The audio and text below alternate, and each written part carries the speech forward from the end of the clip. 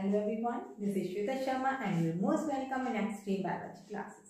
So let's start the today bio topic. Today bio topic is a chapter circulatory system and I have selected the basic introductory part is a blood.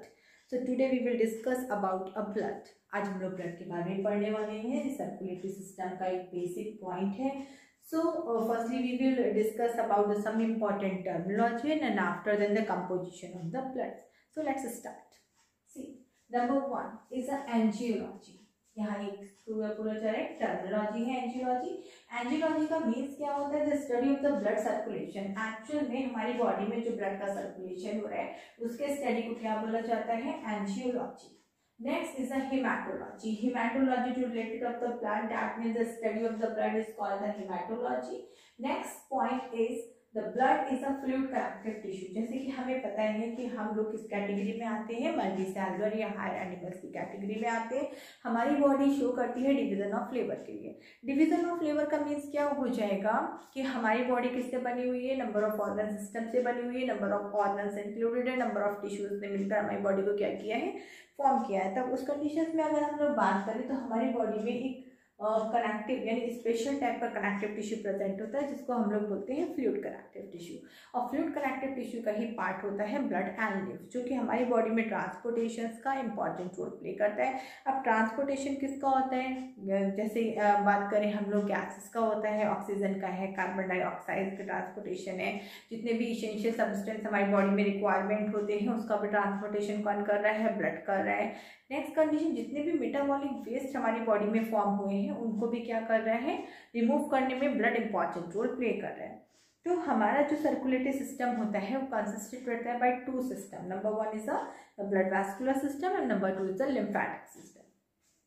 Next is the origin.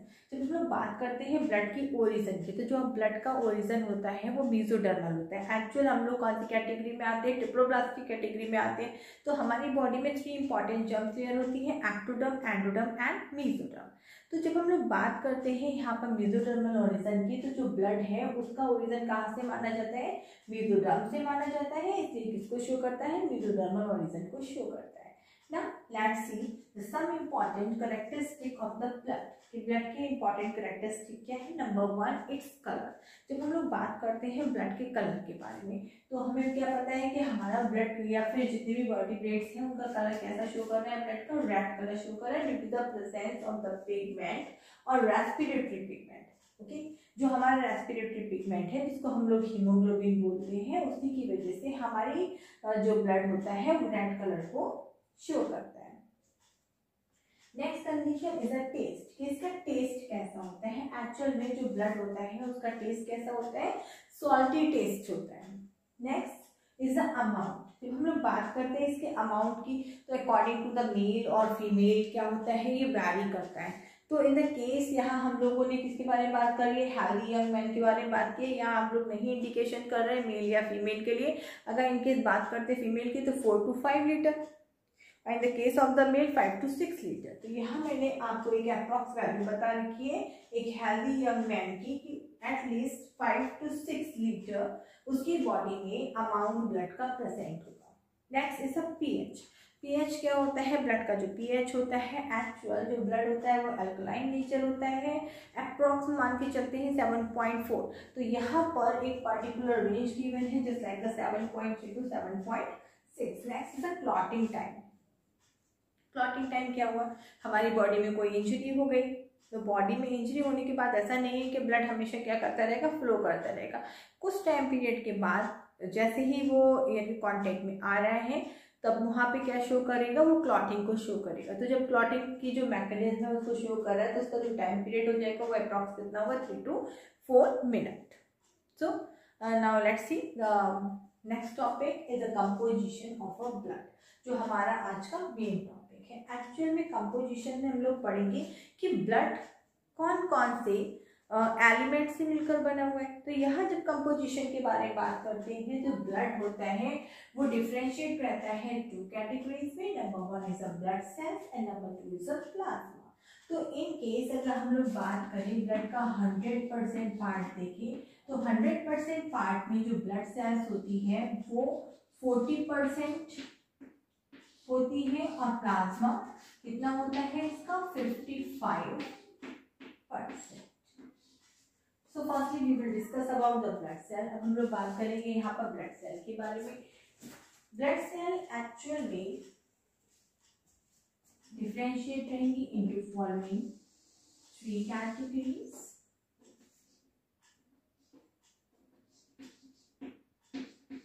आईवीसीज, और इसी को हम लोग क्या बोलते हैं, erythrocytes.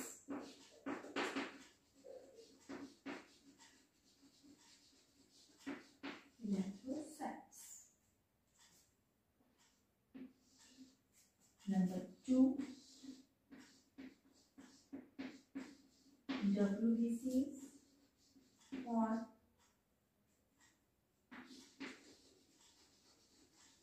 Leukocytes. Number 3 blood platelets,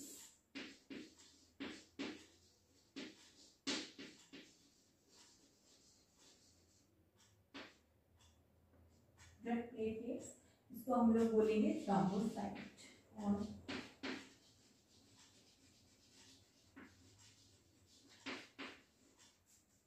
number 1 is a RBC. RBC के जब हम कैरेक्टरिस्टिक देखते हैं तो हमें पता है कि आरबीसी का शेप कैसा होता है, बाइकॉन्केव, विदाउट न्यूक्लियस होती है। डैट में जब हम लोग बात करते हैं आरबीसी की मैच्योरेशन के बारे में, तो आरबीसी जब मैच्योर होती है डैट में विदाउट न्यूक्लियस होती है, इनमें न्यूक्लियस एब्सेंट होता है। इसके साथ साथ इसमें जो सेल ऑर्गेनेली होते हैं वो भी एब्सेंट होते हैं, जैसे माइटोकॉन्ड्रिया हो गया, गोल्गी बॉडी हो गया, एंडोप्लाज्मिक रेटिकुलम हो गया, ये भी क्या हो जाएंगे, एब्सेंट हो जाएंगे। नेक्स्ट कंडीशन जब हम यहाँ बात करते हैं, एक्चुअल में यहाँ पर जो रेस्पिरेटरी पिगमेंट होता है वो प्रेजेंट रहता है, जिसको हम लोग क्या बोलते हैं, हीमोग्लोबिन बोलते हैं, और इसी की वजह से इसका कलर कैसा होता है, रेड होता है। Now let's see the next condition is the WBC। WBC further differentiate रहता है 2 साइड्स पार्ट्स में। Number 1 is granulocytes and a granulocytes।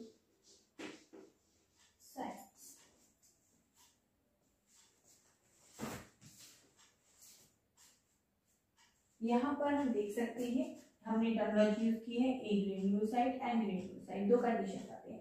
Number 1 is the granulocyte, that means ये वो WBCs होंगी जिनके साइटोप्लाज्म में नंबर्स ऑफ ग्रेन्यूल्स क्या रहेंगे, प्रेजेंट रहेंगे। तो इन नंबर्स ऑफ ग्रेन्यूल्स में क्या हो जाएगा, इनका जो स्ट्रक्चर है वो हमें अपेयर करेगा। ये सेल हो गया और सेल के अंदर साइटोप्लाज्म में क्या प्रेजेंट है, ये ग्रेन्यूल्स प्रेजेंट होंगे। इसके अलावा इसमें क्या प्रेजेंट होगा, न्यूक्लियस प्रेजेंट हो गया। तो साइटोप्लाज्म एंड साइटोप्लाज्म में ग्रेन्यूल्स प्रेजेंट रहेंगे एंड इनका न्यूक्लियस जो होगा उसमें भी लोग प्रेजेंट रहते हैं। तो let's see the structure of the granulocyte. जो ग्रेन्युलोसाइट है उसका स्ट्रक्चर अगर हम लोग बेस पे बात करें तो ये डिफरेंशिएट रहती है 3 पार्ट में।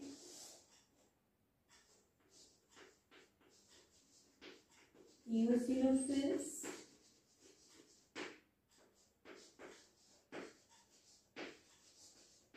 basophils and neutrophils. Number 1 is the eosinophil on the basis of the taking the stain, eosinic stain होता है उसको लेने की वजह से इसका नेम पड़ा है eosinophils। एक्चुअल में eosinophils WBC का 5% तक रहती है। और इसकी कंडीशंस क्या होती है, सपोज अगर हमारी बॉडी में जो इम्यूनाइजेशन की प्रोसेस है उसमें eosinophil इंपॉर्टेंट रोल प्ले कर रही है, इसके साथ साथ जो एलर्जिक रिएक्शंस होती है उसमें भी ये इंपॉर्टेंट रोल प्ले करती है। अगर हम इनके स्ट्रक्चर के बारे में बात करें तो इनका स्ट्रक्चर जो होता है वो हमें दिखाई देता है इस तरीके से। इसमें साइटोप्लाज्म प्रेजेंट रहेगा और ग्रेन्युलर होगा। इसके अलावा जो इनका न्यूक्लियस होता है वो कैसा होता है, बाइलोब्ड होता है, यानी 1 and 2 यहाँ पे लोग प्रेजेंट होंगे। Next condition is a basophil. Basophil भी क्या किस कैटेगरी में आती है, ग्रेन्युलोसाइट की कैटेगरी में आती है। तो इसमें भी क्या प्रेजेंट होंगे, साइटोप्लाज्मिक ग्रेन्यूल्स प्रेजेंट होंगे। इसमें भी क्या होता है, स्ट्रक्चर जो है इसके न्यूक्लियस का वो कैसा होता है, बाइलोब्ड, स्पेशली एस शेप। इनका जो इम्पोर्टेंट रोल होता है, हमारी बॉडी में एलर्जिक रिस्पॉन्सेस में क्या करती हैं, इंपॉर्टेंट रोल प्ले करती हैं। जैसे अगर हम लोग बात करें तो ये रिलीज करेंगी हिस्टामिन के लिए, सेरोटोनिन के लिए, जो कि एलर्जिक रिएक्शंस का क्या करती है, रिस्पॉन्स करती है। Next is the neutrophil. Neutrophil WBC में सबसे ज्यादा प्रेजेंट होती है, इनको हेट्रोफिल्स भी बोला जाता है।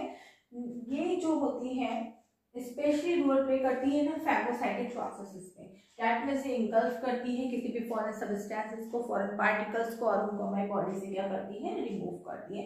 इसका स्ट्रक्चर की जब हम आगे बात करते हैं तो इसके स्ट्रक्चर में नंबर्स ऑफ लूप्स क्या होते हैं, प्रेजेंट होते हैं।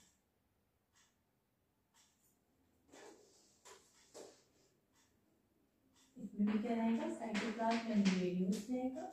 इसके अलावा ये मल्टी लूप होगी, more than 2 loops in the case of the neutrophil. Now let's the next condition is a agranulocyte. Agranulocyte that means the cytoplasm without granules. इनके साइटोप्लाज्म में किसी भी तरीके का ग्रेन्यूल्स प्रेजेंट नहीं होगा, hence is known as the agranulocyte। और ये डिफरेंशिएट होती है 2 पार्ट्स में। इनको मोनोलॉक्यूलर भी बोलते हैं।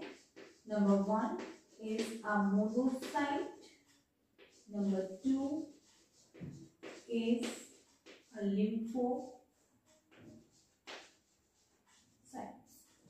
मोनोसाइट की कंडीशन में क्या हो जाएगा, ये जो सेल्स होती हैं इनका न्यूक्लियस किडनी शेप्ड होता है, इस तरीके से, या फिर इसको क्या बोलेंगे हम लोग, हॉर्स शू शेप्ड स्ट्रक्चर यहाँ पे ये शो कर रही है। ये इम्यूनाइजेशन में इंपॉर्टेंट रोल प्ले करती है। इसके साथ साथ जितनी भी फैगोसाइटिक रिएक्शंस होती है उसमें मोनोसाइट्स इंपॉर्टेंट रोल प्ले करती है। नेक्स्ट है लिम्फोसाइट। लिम्फोसाइट 2 टाइप्स की होती है,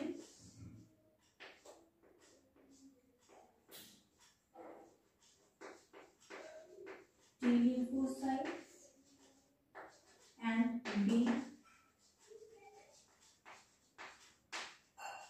lymphocytes। On the basis of the maturation ये 2 टाइप की हो जाएंगी। वो सेल्स यानी वो लिम्फोसाइटिक सेल्स जो कि हमारे थाइमस में मैच्योर होंगी उनको हम लोग टी लिम्फोसाइट्स बोलते हैं। और ये हमारा जो सेल मेडिएटेड इम्यून रिस्पॉन्स होता है उसमें इंपॉर्टेंट रोल प्ले करते हैं। Number 2 is B lymphocyte. जो बी लिम्फोसाइट्स है ये बोन मैरो में मैच्योर होती हैं, hence is known as a B lymphocyte sales.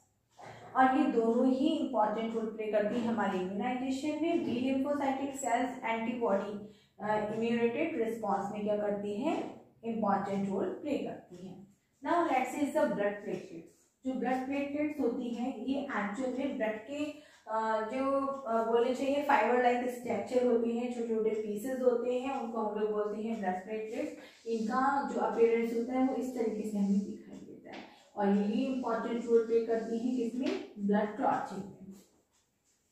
इसको हम लोग क्या बोलते हैं, थ्रोम्बोसाइट्स बोलते हैं। इसमें इंपॉर्टेंट टाइप की प्रोटीन होती है जिसको फाइब्रिनोजन बोला जाता है और ब्लड क्लॉटिंग में इंपॉर्टेंट रोल प्ले करती है। So let's see the next is the plasma condition. एक बार आप फिर से देख सकते हैं RBC, WBC and blood platelets. Next अब हम लोग यहाँ बात करेंगे प्लाज्मा के बारे में।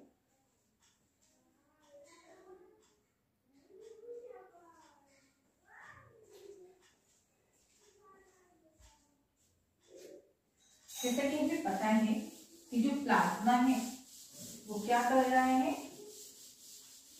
ब्लड के ही कंपोजिशन का एक पार्ट है। 100% में हम लोगों ने बात की थी तो जो हमें ब्लड कार्पस दिखाई दी थी वो कितनी थी, 45%। अब हम लोग बात कर रहे हैं प्लाज्मा के बारे में।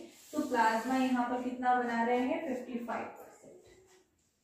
जो प्लाज्मा होता है इसका कंपोजिशन अगर हम लोग देखें तो प्लाज्मा की कंपोजिशन में 92% जो होता है वो वाटर होता है। इसके अलावा जो रिमेनिंग पार्ट होता है 8 या 10% वो रहता है सॉलिड, और सॉलिड डिफरेंशिएट रहता है 2 पार्ट्स में। ये जो सॉलिड पार्ट है वो डिफरेंशिएट रहेगा 2 पार्ट्स में। Number 1 inorganic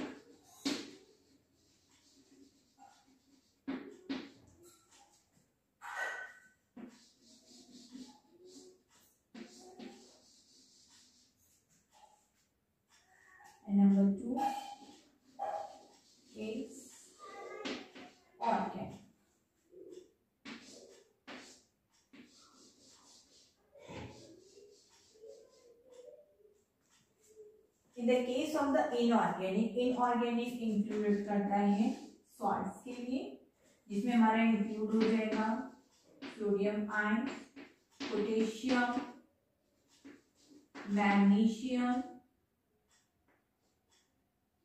and sodium, potassium, magnesium, hydrogen, carbonate etcetera. इसके अलावा इसी में डिसॉल्व गैसेस भी प्रेजेंट रहती हैं। डिसॉल्व गैसेस में आ जाएगा ऑक्सीजन है, कार्बन डाइऑक्साइड है, सल्फर है, फास्फोरस है etcetera. Next in the case of the organic condition, organic conditions में हमारे जो है वो इंक्लूडेड रहेंगे नंबर्स ऑफ थिंग्स, जिसमें आ जाएगा hormones,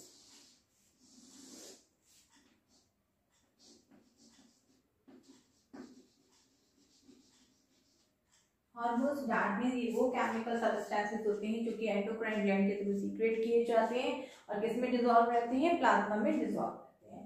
next is second condition, यहाँ पर अगर हम लोग देखें तो कुछ प्रोटीन्स भी प्रेजेंट रहती हैं हमारे प्लाज्मा में, और प्रोटीन में हमारे इंपॉर्टेंट हैं albumin,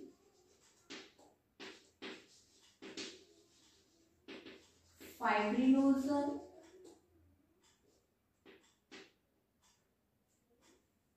and globulin.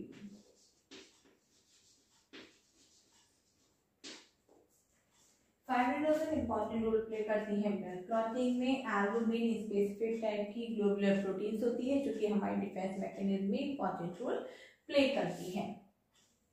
Next condition अगर हम बात करें तो इसके जो ऑर्गेनिक रीजन है, इसमें जो हमारे प्लाज्मा है वो कंटेन करती है मेटाबॉलिक बेस्ड सब्सटेंसेस को,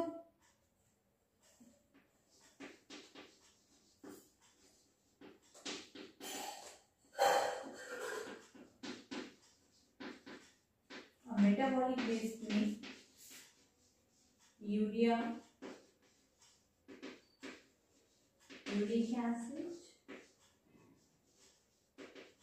क्रिएटिनाइन एक्सेट्रा, ये कैसे रहेंगे यहाँ पर इसमें इन्वॉल्व रहेंगे। इसके अलावा nutrients,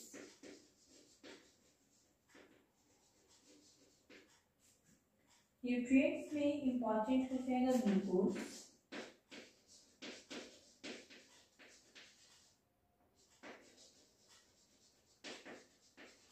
amino acids, vitamin, minerals. इसके अलावा जो रिमेनिंग पार्ट हमारा इसमें रह गया, nutrient, hormones, protein, metabolic based, ठीक है। एंटीकोगुलेंट भी हमारे पे प्रेजेंट रहता है,